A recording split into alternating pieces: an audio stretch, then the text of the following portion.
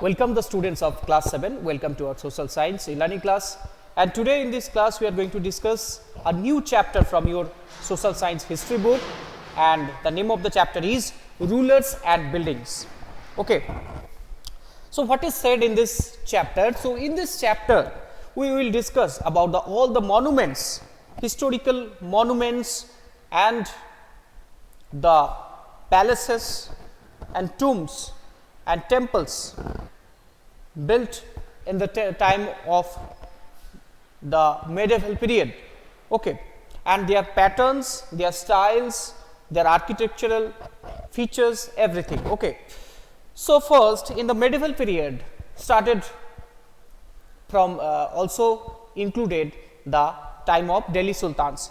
So, in Delhi Sultani, the most exquisite monument built in Delhi in India, it is the Qutub Minar, and Qutub Minar was started by Qutubuddin Aibak, the first ruler of Mameluke dynasty, and it was finished by his son-in-law and the ruler of Delhi, that is Iltutmish, okay, and around 1199. And you can notice the pattern created under the balcony of the small arches and geometrical designs. Okay.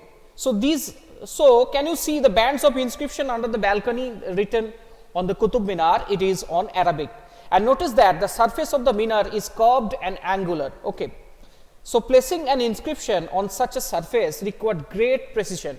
So, you can imagine that how the eligible was, how much talented the artisans who worked and carved those letters on the balcony of Qutub Minar. So, placing an inscription on such a surface required great precision. Okay. So, only the most skilled craftsperson could perform this task. Okay. And remember that very few buildings were made of stones or brick 800 years ago. So, it is not the modern, with the modern technologies that we have some modern technologies that and machines, but at that time it was not possible. With just chisel and hammer they just inscribed all those letters 800 years ago.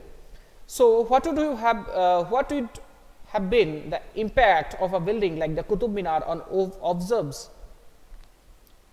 observers in the 13th century? That the Qutub Minar is a 5-storied high, and the band of inscription you see are under its first balcony. Okay. And the first floor was constructed by Qutubuddin Aibak and the rest of by Iltutmish around 1229. And over the years it was damaged by lightning and earthquakes and repaired by Alauddin Khalji, Muhammad Tughlaq, Firuz Shah Tughlaq and Ibrahim Lodi. So, different rulers from different dynasties also repaired and made this beautiful minar, and it is the main tourist attraction of Delhi today. So, between 8th and 18th centuries, kings and their officials built two kinds of structures. Okay. The first were the forts, palaces, garden, residence and tombs, safe, protected and grandiose places of rest in the world. And the second were the structures meant for public activity, including the temples, mosque, tanks, wells, caravansaries, means where the caravans, where they took rest, like today's bus stand. At the time caravansaries were there, people took caravans, and when they completed a journey, a long journey, they took rest in the caravansaries, and their bullocks were fed there, they fed their bullocks, and they took some rest with their cart. It is like of today's bus stand, the caravansaries. Okay. And bazaars also there.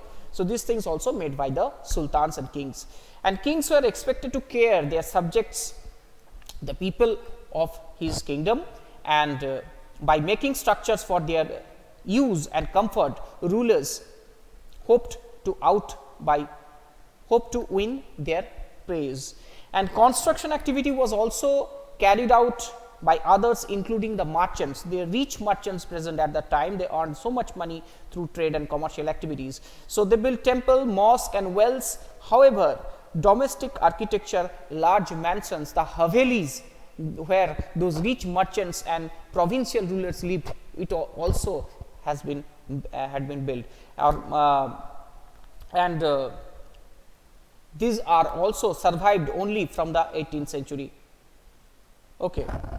So, some of the remains, some of the debris and ruins of the palaces and havelis still exist in Indian subcontinent.